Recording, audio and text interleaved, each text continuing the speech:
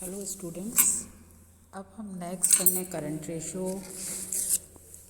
Acid test ratio, absolute liquidity ratio, ये सारे पढ़ लिए। नेक्स्ट जो है हमारा है लेवरेज और कैपिटल स्ट्रक्चर रेशो, उत्तोलक अथवा पूंजी संरचना के अनुपात। इसके अंतर्गत देखिए आप उत्तोलक या पूंजी संरचना अनुपात को दीर्घकालीन शोधन क्षमताओं का अनुपात भी कहते हैं।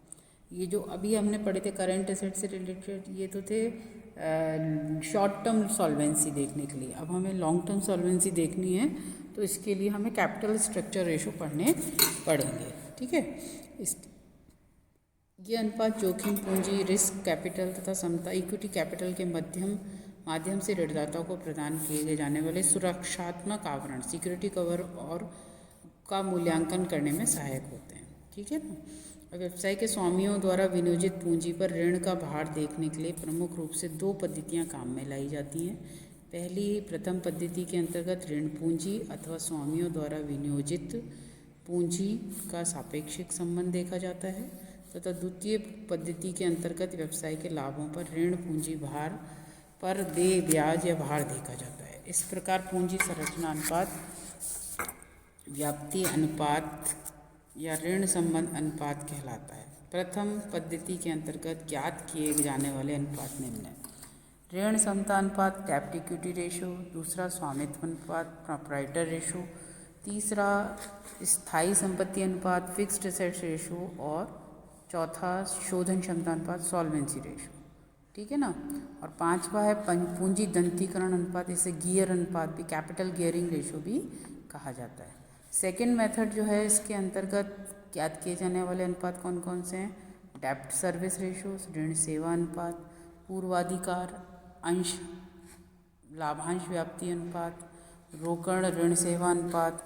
इन सभी अनुपातों के लिए हमें एक एक करके एक एक अनुपात लेंगे और उसके एग्जाम्पल से सॉल्व करेंगे और हम देखेंगे। सबसे पहले है डेब्ट इक्विटी रेशो। डेब्ट इक्विटी रेशो का फॉर्मूला आप देख लीजिए। फॉर्मूला क्या दे रखा है इसका हमें: डेब्ट equity ratio is equal to total डेब्ट डिवाइडेड बाय इक्विटी, और इसे हमें कह सकते हैं external equity divided by internal equities. और इसका एक और फॉर्मूला हो सकता है outsider fund divided by share holders और प्रोप्राइटर फंड और नेट वेल्थ।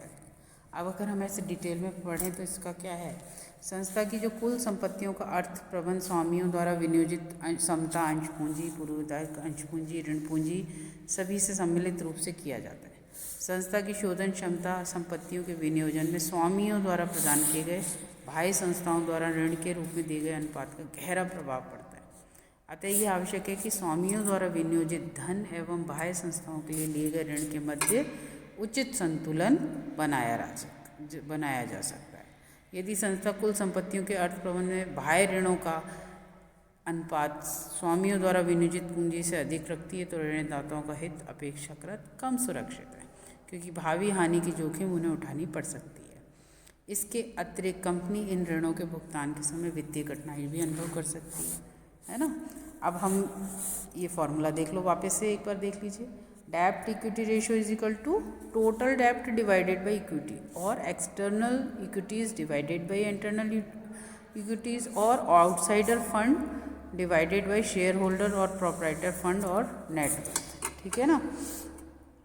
टोटल डेब्ट किसे कहेंगे, या आउटसाइडर फंड किसे कहेंगे, या फिर एक्सटर्नल इक्विटीज किसे कहेंगे, that is long term borrowing plus short term borrowing, दोनों को जोड़ देते हैं। Long term borrowing plus short term borrowing. Equity और नेटवर्थ और शेयर होल्डर फंड किसे कहेंगे, equity share capital plus preference share capital plus reserve and surplus minus fictitious asset. Fictitious assets आपको मालूम है, ऐसी संपत्तियां जो कि कृत्रिम होती हैं, जिनका कोई मोल भाव नहीं होता, एक खर्चे होते हैं जो लॉन्ग टर्म में के लिए किए जाते हैं और फिर हम उन्हें असेट साइड में दिखाते हैं। तो these are not assets,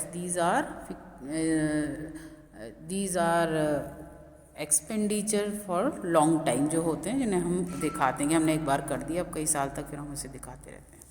components क्या क्या हैं, ये बाह्य संपत्तियों और ऋण में अल्पकालीन व दीर्घकालीन सभी प्रकार के ऋण एवं चालू दायित्व शामिल किए गए हैं, जबकि आंतरिक समताओं तथा संपत्ति में शेयर कैपिटल, प्रेफरेंस, अंश पूंजी, पूंजी संचय, रिटेन्ड अर्निंग्स तथा आदिक के भी बनाए गए हैं तथा अन्य आगम संचय भी शामिल होते हैं, किंतु एकत्रित हानियाँ, स्थगित व्यय, कृत्रिम संपत्तियाँ तथा अपूर्ण संपत्तियाँ जिनको कोई वसूली मूल्य नहीं हो को घटाया जाता है। वसूली मूल्य कुछ भी नहीं है, बेचने जाएंगे तो कुछ नहीं है, कोई खरीदने वाली नहीं है, बेचा ही नहीं जा सकता, ठीक है ना। दीर्घकालीन ऋण अनुपात, लॉन्ग टर्म डेब्ट रेशो, यह अनुपात संस्था की क्या बताता है, लॉन्ग टर्म सॉल्वेंसी को बताता है। इसका फॉर्मूला क्या है, लॉन्ग टर्म डेब्ट equity ratio is equal to long term डेब्ट डिवाइडेड बाय इक्विटी और नेट वेल्थ। इसका अगर हम इंटरप्रिटेशन करें, यह अनुपात किसी व्यवसाय की दीर्घकालीन शोधन क्षमता का विश्लेषण करता है। साधारणतः ये 1:1 होता है, तो इसे हम सेटिस्फैक्ट्री मानते हैं। फिर भी व्यवसाय की क्षमता या स्वामी पूंजी जितनी अधिक होगी, लेनदारों की स्थिति उतनी ही अधिक सुरक्षित रहेगी।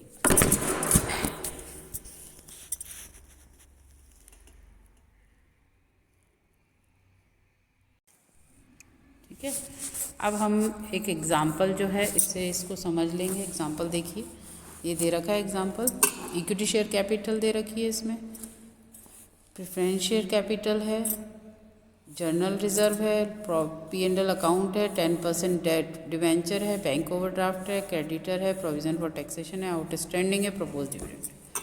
फॉर्मूला क्या है इसका, डेब्ट इक्विटी रेशो। डेब्ट इक्विटी रेशो में क्या क्या आएगा, आउटसाइडर फंड और टोटल डेब्ट divided by share holder fund और नेट वेल्थ, ठीक है ना। अब आउटसाइडर फंड और टोटल डेब्ट में क्या क्या शामिल करते हैं हम, debentures plus bank overdraft plus creditor plus provision for taxation plus outstanding expenses plus propose dividend. तो ये देख लो आप नीचे, डिवेंचर्स कितने के हैं, 1 लाख, प्लस बैंक ओवरड्राफ्ट 20,000 का, ठीक है ना, प्लस क्रेडिटर हैं 40,000 के, प्लस प्रोविज़न फॉर टैक्सेशन है 40,000 का, आउटस्टैंडिंग एक्सपेंसेस हैं 35,000 के और प्रपोज डिविडेंड है 65,000 का। इन सब का आप टोटल कर लीजिए, टोटल करके देखिए, 40 40 80 और 20 1 लाख, एक और एक 2 लाख और 65 और 35 1 लाख, तो टोटल कितना हो गया 3 लाख, ठीक है। अब शेयर होल्डर फंड देख लो, इक्विटी शेयर कैपिटल कितने की है, 1 लाख की, प्रेफरेंस शेयर कैपिटल कितने की है, 50,000 की, plus journal reserve and surplus कितने कितने हैं, प्लस P&L अकाउंट 1,30,000 प्लस 20,000, तो ये भी कितना हो गया 3 लाख। तो 3 लाख डिवाइडेड बाई 3 लाख करेंगे तो कितना आ जाएगा 1:1, जो कि बहुत संतोषजनक स्थिति बताता है।